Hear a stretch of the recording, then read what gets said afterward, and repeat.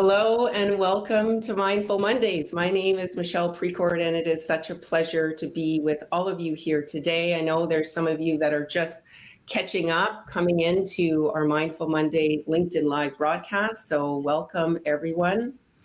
Before we get started and before I welcome our guests, I do want to make an important acknowledgement here about where we're all calling in from, which is an Indigenous community. And I have the pleasure of working and living and having so much fun here in British Columbia. I live here in Squamish Nation, otherwise known as Squamish, British Columbia. And I really do honor and appreciate those that were here before us and their stewardship of this amazing, beautiful land that I am here in BC. I'd invite all of our viewers here to chime in the chat and tell us where you're calling in from, because I know in the past we've had folks from all across Canada and even internationally. So we're crossing over oceans, which is really exciting. I also want to tell you a little bit about Mindful Mondays. For those of you who might be joining us for the first time, it's all about thought leadership around HR hot topics.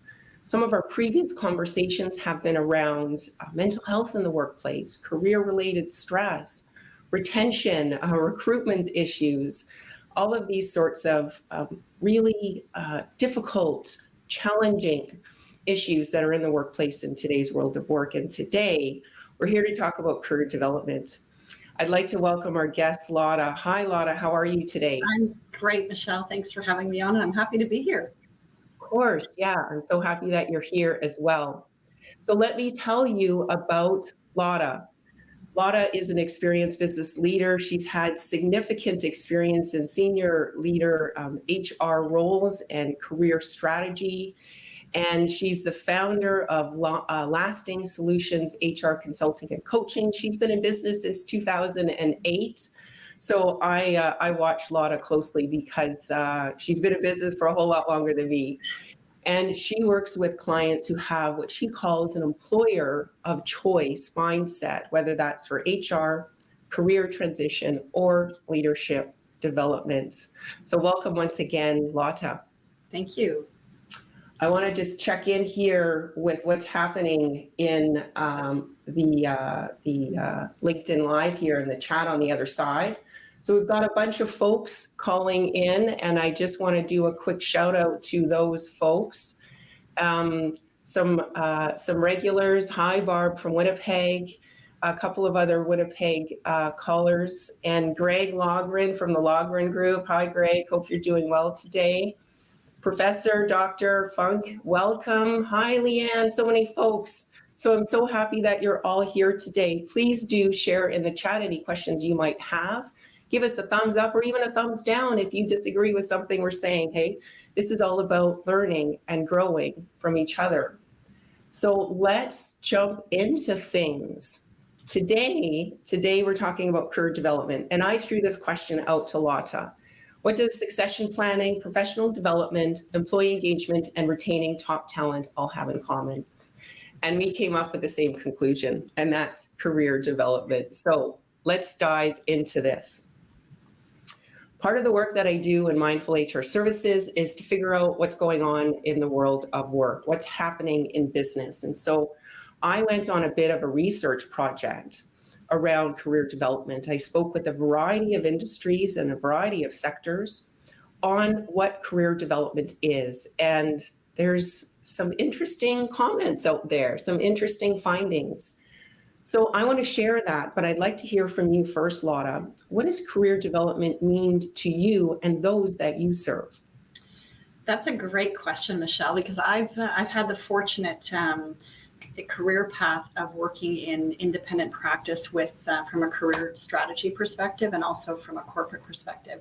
So when I'm working with individual clients, career development is all around your career as an individual, and that's the way it's described from a career professional's perspective. From an HR perspective, it is about talent development, talent retention. It is about, development within an organization. So I think From an external perspective, when we're on our own, we have 100% personal accountability for that career development and what we do with our career path.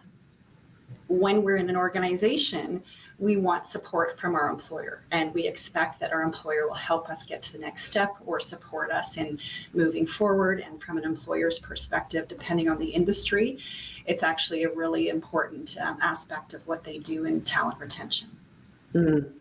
Thank you for that, Lotte. So you're talking about both sides of the world here, and I think that's really important, because some of the findings that when I've been having these conversations is in line with what you said. So career development, the thought around career development is that it's employee owned, it's individually owned. But if I go to my employer and say, hey, I'm curious about this program, or I want your job, right? This is where sometimes employers can get really caught off guard going, I don't know what to do with that. But it helps to facilitate the conversation, and curious people are those who want to not only develop themselves, but then guess what? They've got something to contribute to the organization. Definitely. I see it as win-win. I want to just bring up a document here, because this research that I did, I want to share a little bit more about this. So I think, in short, we're talking about the same things, but maybe in a different way. So I'd already talked about this idea that career development is employee owned and driven by the employee, but that they are really looking for support. And then there's this idea of talent management, which is maybe what more leaders are thinking about, or more leaders are using this type of language: talent development, retaining top talent, talent leadership, this sort of thing. And this is how the organizations will engage with these individuals on their career path. So if they say, I want your job, okay, well, guess what? I'm going to be here for a while, but what else can we do? What else would satiate you in terms of your career desires? So that's a little bit about my findings. I don't know if you have anything else to chime in there with, Lotte. I agree with you, Michelle. And I think, from a corporate perspective, it would be talent development rather than career development. Depends on the corporate culture. And every organization will, it will mean different things to different organizations. If they are in if your organization is such that you have a talent shortage, you're going to focus on the next steps. Even if it is the manager's job that they want in the next steps, organizations shouldn't stop people from, progressing their career to that level. And I think it's also, if you decide you're in an industry where you've got a talent shortage now and you're really struggling, it's really about that holistic employment relationship. But the talent development piece, to your point, it's what people want. They want to be engaged. They want to be happy. They want to do work that is meaningful. So whatever that looks like, if you can't go up the ladder and give them that, can you give them something across, from an enrichment perspective? For sure, right? So things like temporary assignments, or if you're in a multi-location around Canada, maybe you can send them off to other organizations. I see my colleague Greg is online. I know that he was talking with an organization that their entire HR team was then all focused on recruitment, period. Drop everything else and focus on recruitment. And so that's a learning opportunity. Maybe some of those folks weren't interested in recruitment, or they're like, I don't know what to do with this, but it's still a learning and development opportunity. And it's, recruitment right now is so difficult. Everyone is recruiting. And so I can understand why some employers were doing that. I'd also encourage our followers in the chat here, what are you seeing in terms of career development, or are you seeing different language used? The other ones that come to mind are executive leadership, or leadership development would be another one, versus talent management or career development. But I'd love to hear from our viewers what sort of language are you using in your organization? Maybe even what's working, what's not working. And we might be able to help troubleshoot you here today while we have Lotte with us. Yeah, Michelle, the other thing I just wanted to add is that I think it's really important that employers ask their employees what they want, because sometimes what we think they want is not what they want. And, one of the organizations I work with right now, we ask people regularly. And it's not necessarily a jump to another job, it's learning a new skill. It is just working on a different project. So sometimes it's not significant in our eyes, but it's very significant in theirs, because the other thing we have to keep in mind is that people are at different spaces in their life. Sometimes they're ready to go up, sometimes they're not ready because they got lots going on. But just keeping their brains engaged and learning and their hearts is important, and they know best sometimes. Yeah. And what about a lot of those folks who aren't satisfied with that? They are really looking for that next promotion, that next thing. Yeah, I think, you know what, again, I'm going to say it's from an organizational perspective and what an organization has and what an organization is willing to do. And so there are sometimes I've been in organizations where people are pushing and there just is nothing else. And so sometimes there's just a very candid conversation with, we've done the best we can do. You're a valued employee. If this isn't the right thing for you, then we understand that, because I think sometimes being honest with people is far more important than having a disengaged employee, or having somebody, if they're not happy or they choose to leave, then maybe they'll give you a bit more notice so you can cover for them. But it's just being very intuitive with that, depending on your organization and the people you have there. Yeah. Let's take a look at a question from John Espley here. Thanks for your question, John. So what John asks here is, although asking what they want, I think, is good, I've seen where requests or desires can be a challenge or something the employer just can't provide. Yeah. So I've seen it work both ways, John. I've seen it where part of the career development conversation is, what do you want to do with your career? And it's like, nothing. I'm happy where I am. I don't want to do anything else.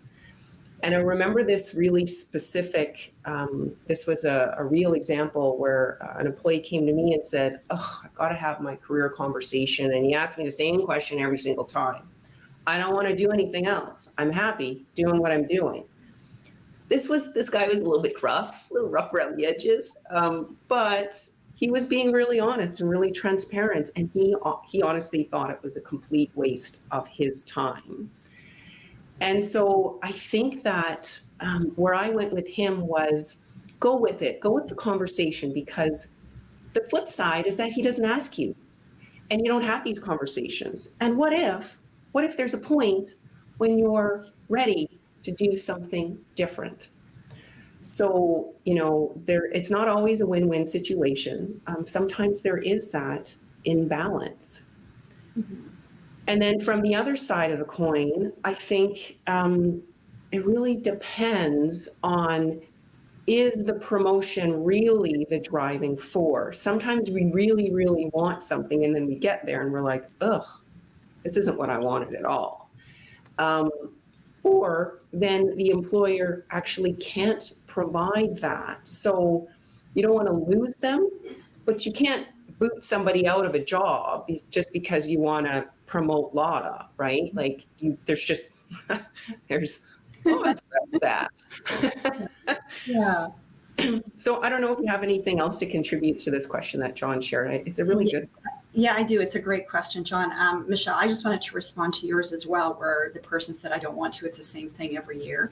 I think there's a couple of things there. There are, HR forces this stuff, but I have found over the years that what I call performance management, it's old school, right? And it's just a one-way conversation. I really think it should be called performance development. And I think leaders have to be trained in how to have good conversations. And I think that's critical too, because if the manager doesn't have the interest, it's going to be, and it's falling flat for the manager, it'll fall flat for the employee. I've had employees who shouldn't be talking about their performance reviews, but they do, and it's exactly the same. The manager gave me exactly the same review. So that just shouldn't be happening. So I think to your first point, managers have to be trained. To John's point, I think absolutely there are things employers aren't willing to do or can't do, and I think that clarifying expectations up front, helping people understand that the scope of what is available from a learning perspective, from a budget perspective, I think that forethought has to go into it, so that when a manager has the conversation, they're not stuck, right? Because I think managers have to be armed with the information that the company has or is willing to provide. So if organizations have, for example, educational assistance policies, the policies would spell out what is available. You know, do you have to have good attendance? Do you have to have good performance? Is there a maximum of 500 a year? Does it have to be something that can be transferred to your job? So I think those types of things are really important, when you're having those types of conversations, so that managers don't get stuck in saying, if employees shoot for the sky and managers say, I just can't do that, or employers, say, I can't do that, they need to be armed up front with how those conversations will go. Yeah, and I think what you were alluding to there, without saying the words, Lotte, was succession planning. So the mapping of the leaders within the organizations, or those that might be up and coming, right, and then having a succession plan in place where, where the employee that John's talking about here, that is that they just can't fulfill those desires. It's like, we have a plan, but that plan is going to take 5 years. And so maybe it'll happen before that, but at the moment it's looking like it's a 5-year plan. And here's what we can do during those 5 years. Sometimes people leave. And, I also think that that's not necessarily a bad thing either. I know those employers out there going, no, Michelle, we don't want anybody else to leave. It's too hard. But if you're not meeting their needs and they're not meeting your needs, likely there's going to be an imbalance, and likely they're not going to be as productive and engaged anyways. So there's always different sides. This is the thing about career development, professional development, talent management, leadership development, call it whatever you want. There is no black and white. There's so much gray in this. I think, Michelle, part of what this is sometimes if people leave, they come back as a boomerang. So that's a term that I've had in my career, that there just isn't the right capacity for a person right now. If your leadership is really good, if your culture is really good, and they're leaving purely for career-related aspects, they can be the first people you call when an opening comes through, and then they may consider coming back. Boomerang employees are typically very grateful to be back, even if they've applied for a job and come back, but they're your best advocates. That's awesome. Boomerang employees, that's a good one. So let's talk a little bit about this. The boomerang, the people that leave, the people that stay. Let's talk about employee retention, and in your opinion, Lotte, how does career development support employee retention? And maybe you've got a success story to share with us. Yeah, you know what? That's a great question, because I think it's part of that bigger, I'm a total rewards person. So I think it's part of a piece of everything, right? But when you're looking at the total rewards offering from a holistic perspective, I think right now it is very much switching to compensation isn't king anymore. It is, what is the employee experience? Am I going to like working with you? Am I going to learn? Am I going to grow? People are asking those questions more and more often. So I think that is absolutely a key with something like that, is really what that is about. And I always go back to this one situation, and it's many years ago now, but when I was driving to work, when I was in corporate, and I would get a car wash on to the office, and there was a guy who was always happy and jovial, and he scrubbed my car before I went through the car wash. And one day I saw him in the office, and he'd come to work with us as an IT co-op. And he was an immigrant to Canada, so this was his first co-op experience. He ended up being a manager within the organization, because we had this connection, because we said hello every morning when I had a car wash, and he was part of the client group that I had. And he was very curious about, I want to grow with the organization, what opportunities are there? So he took every opportunity from external career, from our educational assistants to internal learnings to, cross departmental opportunities. So I think that to me is a real success story, because he came in and he saw every opportunity. He knew what he wanted from a career development perspective for himself. And he also tapped into all the resources that the organization had. And he took, the performance development conversations very seriously. And he was very forward with what he wanted.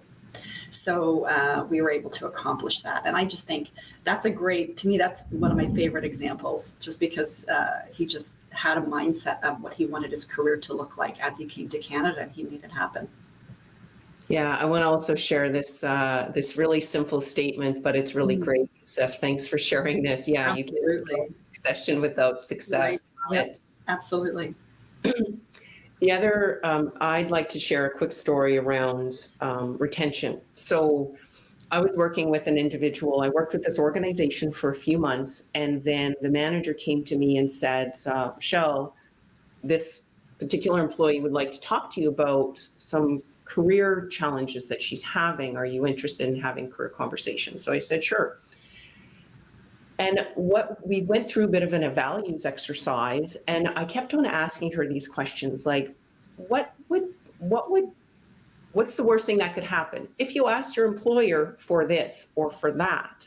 She was having it had to do with working styles, and she's like, well, I don't know. Why don't I ask? And this was over a number of months and a number of conversations. She asked her employer for a certain thing. It had to do with working style, what was going to be helpful for her to stay on track and be productive. And ultimately, the employer couldn't fulfill her needs. Mm-hmm. And the working relationship ended. And at first, she was shocked and surprised. And then it was kind of like this weight lifted off of her shoulders, because she's like, oh, I didn't realize how important this was for me in my work. Now I can go somewhere and find it. I'll ask for it, right? So some people may look at this situation and go, oh, they lost talent. Certainly they did.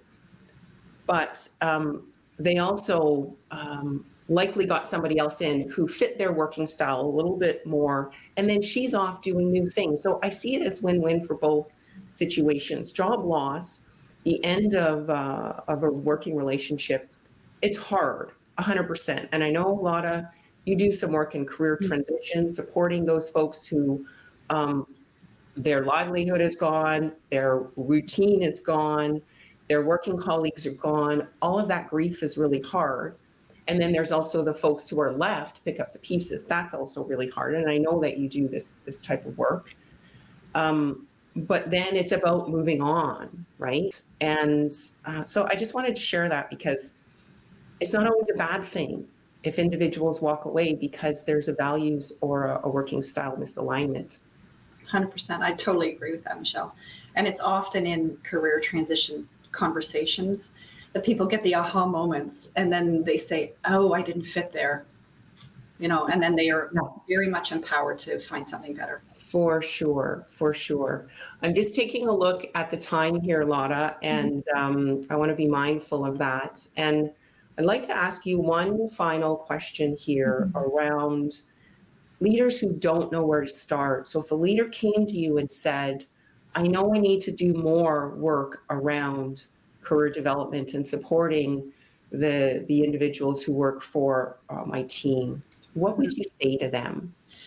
That's a great question, because everybody's need is different.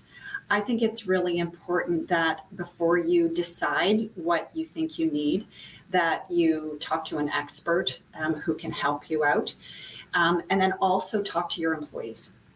You really have to understand what your business needs. For some businesses are very transactional, so career development doesn't mean, or retention doesn't mean a lot to them.